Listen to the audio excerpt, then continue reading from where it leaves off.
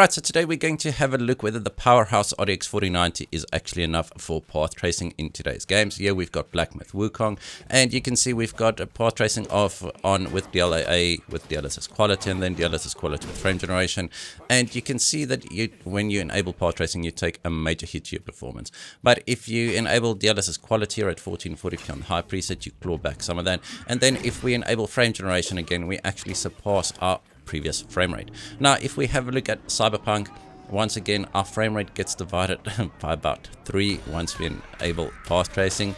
Then when we enable DLSS quality, that goes up to around 80-ish frames per second. And then with DLSS quality and frame generation enabled, we get a high refresh rate output, right? Not an experience, because we do have frame generation enabled and input latency is slightly higher, but it's actually a pretty good experience here with path tracing on in Cyberpunk. Now just have a look at the frame time graph here on the right.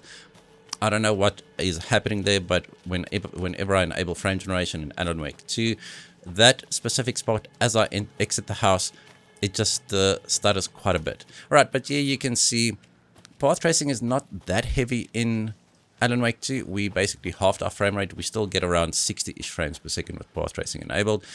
Enabling DLSS quality bumps that up to around 80 frames per second, and then DLSS quality with frame gen gets us around 140 frames per second, so better than without any path tracing and at native. Now, Indiana Jones, once again, we divide our frame rate by 3, and even here when we enable DLSS quality and frame generation here on the right, we're still not back to where we were without path tracing at native. So path tracing is extremely heavy in this title. Now if we have a look at the 4K results, we see more or less the same, except with path tracing now it is even more demanding. We're getting mid-20s here with path tracing enabled at native.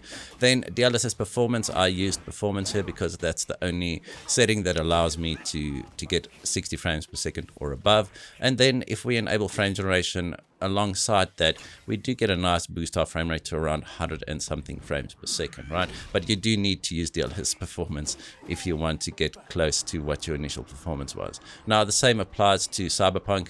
But even here, unfortunately, with DLSS performance, we are still below our initial frame rate without path tracing at native. But then when we kick on frame generation, we are once again just above 100 frames per second. Now, it does come with some compromises, but playing with DLSS performance at 4K is not the worst, although I personally would not recommend it. Right, so here we do have Alan Wake again, and once again, look at the frame time graph on the right. Those stutters, they are there no matter what I do, and it only happens once you enable frame generation.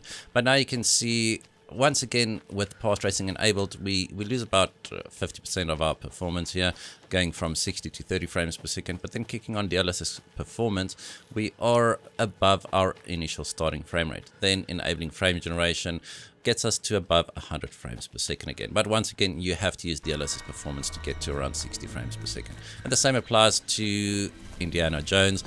This is once again, once you enable path tracing here, your frame rate gets this time divided by more than 3. And once we enable path tracing, DLSS quality with path tracing, that goes up to 60 frames per second. This is the most demanding area in the game. And then with frame generation enabled, we are able to get around 100 and something frames per second. Right, I just wanted to do a quick video, seeing that the RTX 50 series is about to launch, and I just wanted to get a baseline so that once RTX 50 series tests actually come out, we can do some comparisons. But there you have it. I hope you guys enjoyed this video. If you did, hit that like button, hit that subscribe button, and as always, we hope to see you in the next one.